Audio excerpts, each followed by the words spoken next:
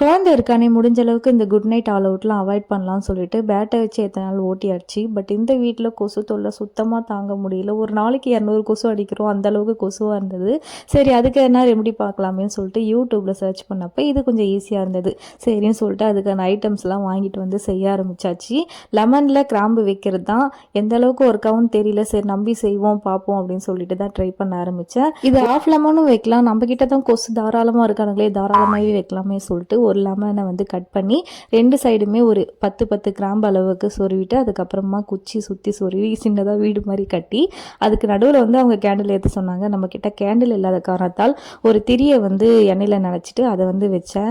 எல்லாம் வச்சுட்டு மண்டை மேலே இருக்கிற கொண்டையை மறந்த மாதிரி பக்கத்தில் இருக்கிற குச்சி எரியுன்றதை யோசிக்காமல் போயிட்டேன். மேபி ஈரம் பண்ணி வச்சுருந்தா எரிஞ்சிருக்காதுன்னு நினைக்கிறேன். ஆனால் எவ்வளோ பண்ணியும் ஃப்ளாப் தான். ஃபர்ஸ்ட் டே தான் கொஞ்சம் கம்மியாக இருந்த மாதிரி இருந்தது, அடுத்த நாளே ஏறிடுச்சு. இதுக்கு வேறு எதனா ரெமெடி இருந்தால் கமெண்ட்டில் ஷேர் பண்ணுங்கள்.